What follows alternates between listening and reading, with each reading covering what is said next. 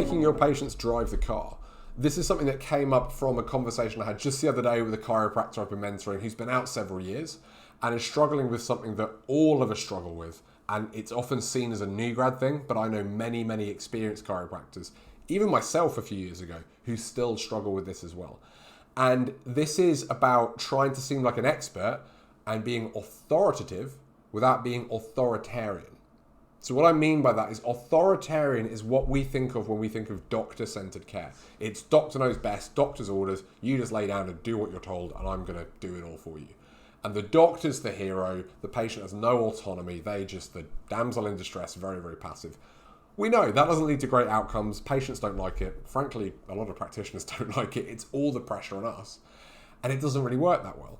But what many of us then end up doing is going, well, I want to be patient-centered. So I'm going to be the opposite of a doctor-centered chiropractor. And I have this image in my head of what they're like, and I go completely the other way. Your patients don't want that, because that might make you become very empathic, really care about the patient, find out what's important to them, find out what their values are, find out what their goals are. And that's key, but it's not enough. Because if that's all you do, you're just a good friend. They have people in their lives probably who are like that already.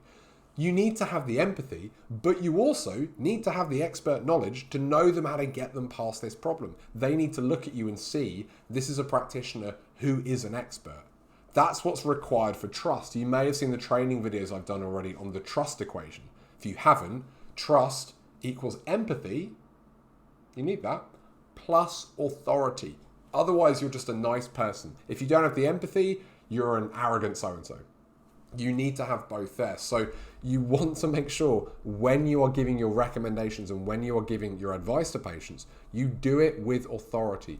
Don't shrink away from that because you're afraid of being seen as bossy. There's a phrase I heard a while ago. I came across it in some notes the other day. I really like this.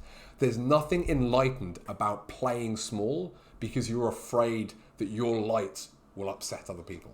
I think I've mangled it there, but that's the basic idea, that shrinking back a little bit and not recommending the best thing for that patient because you're afraid of how they take it, that's unethical. That's putting your own insecurities in front of the patient's needs. If you think it's going to take 20 visits over 3 months to get this person better, if you think it's going to take not just chiropractic, but some massage, and they need to get some rehab kit, and they need to buy some orthotics, whatever it might be, if you think that's going to get them to their goal quicker and more effectively, you have an obligation to share that with them.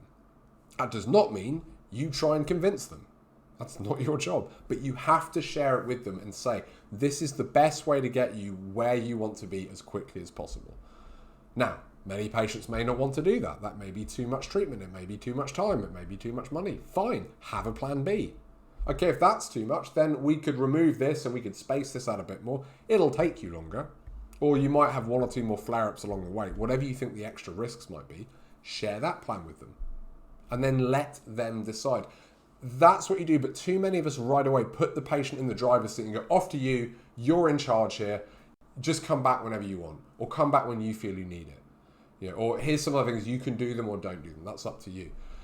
The patient doesn't know the way. They're coming to you because they don't know how to get from here to here. And you sitting in there going, I'm a patient-centered practitioner who's really nice and is all about creating, you know, getting rid of dependency, creating autonomy, active copers. That's what we want.